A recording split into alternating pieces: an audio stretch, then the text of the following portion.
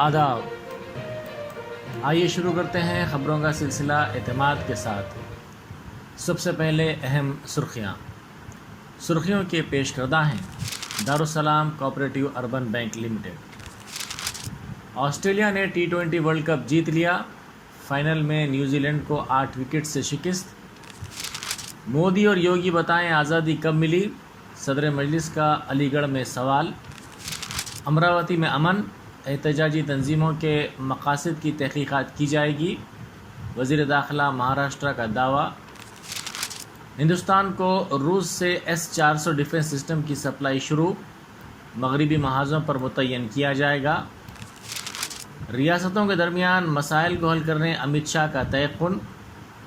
तिरुपति में southern zonal council के इजलास से मरकज़ी वज़ीर दाखिला का खिताब। और गुरु नानक की यूम पैदाइश प्रकाश उत्सव तेलंगाना भर में 16 ता 19 नवंबर मनाया जाएगा। अब खबरें तफसील से। खबरों के पेश करदा हैं। Owaisi group of hospitals. ICC T20 world cup में न्यूजीलैंड को 8 विकेटों से शिकस्त देकर ऑस्ट्रेलिया पहली मरतबा क्रिकेट के मुख्तसर तरीन फॉर्मेट का चैम्पियन बन गया है। दुबई क्रिकेट स्टेडियम में खेले गए इस मैच में ऑस्ट्रेलिया ने टॉस जीतकर न्यूजीलैंड को पहले बैटिंग करने की दावत दी थी। पहले बैटिंग करते हुए न्यूजीलैंड ने ऑस्ट्रेलिया को जीत के लिए 173 रन्स का निशाना दिया था। न्यूजीलैंड को इब्तिदा में ही सेमीफाइनल के हीरो डैरिल मिचेल की विकेट की सूरत में बड़ा नुकसान उठाना पड़ा था। उन्होंने सिर्फ 7 रन बनाए थे। न्यूजीलैंड ने मुकर्ररा 20 ओवर्स में 4 विकेटों के नुकसान पर 172 रन्स बनाए। ऑस्ट्रेलिया की जानिब से जोस हेज़लवुड सबसे कामयाब बॉलर रहे, जिन्होंने अपने 4 ओवर्स में सिर्फ 16 रन्स दिए और 3 अहम विकेटें भी ली, जबकि उनके अलावा एडम ज़ेम्पा के हिस्से में 1 विकेट आई। सदर मजलिस बैरिस्टर असदुद्दीन ओवैसी MP ने वज़ीर आज़म नरेंद्र मोदी और उत्तर प्रदेश के चीफ मिनिस्टर योगी आदित्यनाथ से सवाल किया कि भारत 1947 में आज़ाद हुआ या 2014 में आज़ाद हुआ। उन्होंने आज़मगढ़ में मजलिस के एक ज़बरदस्त जलसे-आम से खिताब करते हुए इन ख्यालात का इजहार किया। सदर मजलिस ने कहा कि भारत का आला सिविलियन अवार्ड एक मोहतरमा को दिया गया, तो उन्होंने कहा कि देश को आज़ादी 2014 में मिली। अगर ये बात मुसलमान कहता तो उस पर गद्दारी का मुकदमा लगा दिया जाता और जेल ले जाने से पहले उसे गोली मार दी जाती। उन्होंने कहा कि वज़ीर आज़म मोदी और यूपी के चीफ मिनिस्टर योगी आदित्यनाथ ये बताएं कि भारत कब आज़ाद हुआ। अगर मोहतरमा की बात गलत है तो क्या वज़ीर आज़म और यूपी के चीफ मिनिस्टर वो मोहतरमा पर गद्दारी का मुकदमा आयद करेंगे या नहीं। महाराष्ट्र के वज़ीर दाखिला दिलीप विल्से पाटिल ने कहा है कि तशद्दुद से मुतासिरा अमरावती शहर की सूरत हाल काबू में है, जहां मुसलसिल 2 दिन पुरतशद्दुद एहतजाज के बाद 4 दिन का कर्फ्यू नाफिज किया गया और इंटरनेट खिदमात मअतल कर दी गई। एक प्रेस कॉन्फ्रेंस से खिताब करते हुए वज़ीर मौसूफ ने यह भी कहा कि अमरावती में कोई हलाकत नहीं हुई है। विल्से पाटिल ने कहा कि हम महाराष्ट्र में निकाली गई रैलियों की तहकीकात करेंगे और नुकसानात का जायज़ा लेंगे।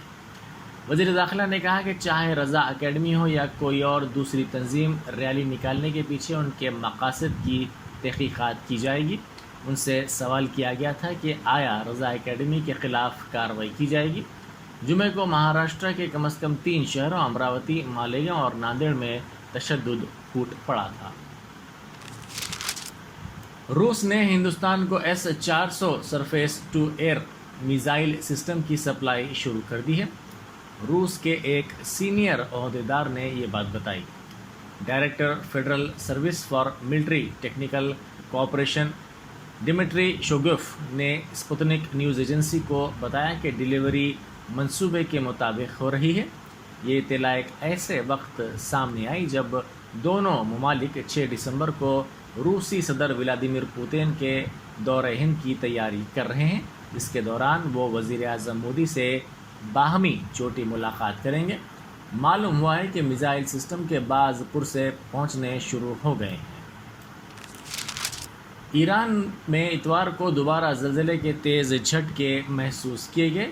یورپین میڈیٹرین سسمولوجی سینٹر نے بتایا کہ زلزلے کی شدت زلزلہ پیما پر 6.0 اور 6.3 درج کی گئی۔ EMSE کے مطابق پہلا زلزلہ بین الاقوامی وقت کے مطابق 12:07 پر محسوس کیا گیا، جس کا مرکز بندر عباس شہر سے 37 میل شمال مغرب میں 6.2 میل کی گہرائی میں تھا۔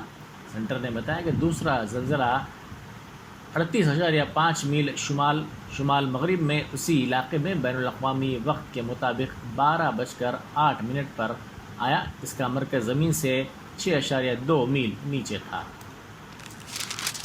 آسٹریا کے چانسلر الیگزینڈر شیلنبرگ نے کووڈ ٹیکہ نہیں لگوانے والے لوگوں کے لیے پیر سے قومی لاک ڈاؤن لگانے کا اعلان کیا ہے۔ انہوں نے پریس کانفرنس میں بتایا کہ پیر سے شروع ہونے والے قومی لاک ڈاؤن نافذ ہونے سے ٹیکہ کاری سے محروم لوگ بنیادی ضرورتوں کے لیے ہی اپنے گھروں سے نکل سکیں گے۔ یہ فیصلہ حکومت اور آسٹریا کی وفاقی ریاستوں کے سربراہان کی میٹنگ میں کیا گیا۔ انہوں نے کہا کہ پابندیاں پیر کی صبح سویرے سے نافذ ہوں گی، لیکن 12 سال سے کم عمر کے بچوں کو چھوٹ دی جائے گی۔ انہوں نے کہا کہ پولیس پابندیوں پر عمل کی نگرانی کرے گی اور اس کی خلاف ورزی کرنے والوں کو سزا دی جائے گی۔ انہوں نے کہا کہ ٹیکہ نہیں لگوانے والے ریسٹورانٹ، بیوٹی سیلونز اور فٹنس سینٹرز نہیں جا سکیں گے۔ مرکزی وزیر داخلہ امت شاہ نے آج کہا ہے کہ زونل کونسلز کے ذریعے ریاستوں کے درمیان کئی مسائل کو کامیابی کے ساتھ حل کیا جا رہا ہے، اگرچہ کہ کونسل کی نوعیت مشاورتی ہے۔ امت شاہ نے تاج تروپتی میں منعقدہ صدرن زونل کونسل کے 29ویں اجلاس کی صدارت کرتے ہوئے اپنے خطاب میں کہا کہ زمانہ قدیم سے جنوبی ریاستیں ہندوستان کی تہذیب و تمدن میں نمایاں مقام حاصل کرتی آئی ہیں۔ ان ریاستوں کے انتہائی اہم تعاون کے بغیر ہندوستان کی ترقی کا تصور ممکن نہیں ہے۔ تقریباً 3 سال کے وقفے کے بعد منعقد ہونے والے اس اجلاس سے خطاب کرتے ہوئے انہوں نے کہا کہ زونل کونسل مختلف ریاستوں کے درمیان پیچیدہ مسائل کو حل کرنے کے لیے بات چیت اور تبادلہ خیال کرنے کا ایک موقع ہے۔ گرو نانک کی یوم پیدائش پرکاش اتسو تلنگانہ بھر میں 16 تا 19 نومبر منایا جائے گا۔ پربندھک کمیٹی گرودوارہ صاحب سکندرآباد نے بڑے پیمانے پر تقاریب منانے کا فیصلہ کیا ہے۔ اس موقع پر 16 نومبر کو 4 بجے شام سکندرآباد کے گرودوارہ صاحب کی جانب سے نگر کیرتن جلوس نکالا جائے گا۔ پرکاش اتسو کی تقاریب 19 نومبر کو منائی جائیں گی۔ تلنگانہ RTC کے بس ڈرائیور کو بس چلانے کے دوران قلب پر حملہ ہوا، تاہم بس ڈرائیور نے فوری چوکسی اختیار کرتے ہوئے بس کو سڑک کے کنارے روک دیا۔ یہ واقعہ امبرپیٹ علاقے میں پیش آیا۔ تفصیلات کے مطابق حیدرآباد سے ورنگل لے جانے والی RTC کی ایکسپریس بس میں 30 سے زائد مسافرین سوار تھے۔ یہ بس املی بن کے MGBS اسٹیشن سے ورنگل کے لیے روانہ ہوئی تھی، لیکن امبرپیٹ پہنچنے کے بعد بس ڈرائیور سرینیواس کو اچانک سینے میں تکلیف ہوئی اور پسینے جانے لگے، جس پر اس نے فوری بس کی رفتار کو کم کرتے ہوئے سڑک کے کنارے بس کو کھڑا کر دیا اور کنڈکٹر کو اس بات کی اطلاع دی، جس پر کنڈکٹر نے مسافرین کی مدد سے سرینیواس کو تارناکہ کے RTC ہاسپٹل منتقل کر دیا، جہاں سرینیواس کا علاج کیا جا رہا ہے۔ شہریوں میں ٹریفک قواعد سے متعلق شعور بیدار کرنے کے لیے حیدرآباد سٹی پولیس اور حیدرآباد سٹی سیکیورٹی کونسل کے اشتراک سے جو پروگرام منعقد کیا گیا، اس کے تحت اب تک 10,000 طلبہ میں شعور بیدار کیا گیا۔ 45 اسکول سے تعلق رکھنے والے ان طلبہ کی کونسلنگ کی گئی۔ بعد میں 45 ایسے وی کاپ کا انتخاب کیا گیا جنہوں نے نمایاں خدمات انجام دی۔ آج ایسے طلبہ کو تہنیت پیش کی گئی۔ اس موقع پر commissioner police Anjani Kumar, director income tax Vasundhara Sandhya اور دوسرے موجود تھے۔ تلنگانہ BJP کے ملین مارچ پروگرام کو ملتوی کر دیا گیا ہے۔ یہ مارچ 16 نومبر کو نکالا جانے والا تھا۔ ریاست میں ہونے والے MLC انتخابات کے ضابطہ اخلاق کے پیش نظر اس ملین مارچ کو ملتوی کر دیا گیا ہے۔ ساتھ ہی BJP کے صدر بنڈی سنجے نے اپنی یاترا بھی ملتوی کر دی ہے۔ BJP نے کہا کہ ضابطہ اخلاق کے اختتام کے بعد ملین مارچ کی آئندہ تاریخ کا جلد اعلان کیا جائے گا۔ نیوزی لینڈ کے آل راؤنڈر ڈیرل میچل کو ہندوستان کے خلاف آئندہ ٹیسٹ سیریز کے لیے ٹیم میں شامل کیا گیا ہے۔ وہ زخمی ڈیون کونے کی جگہ لیں گے۔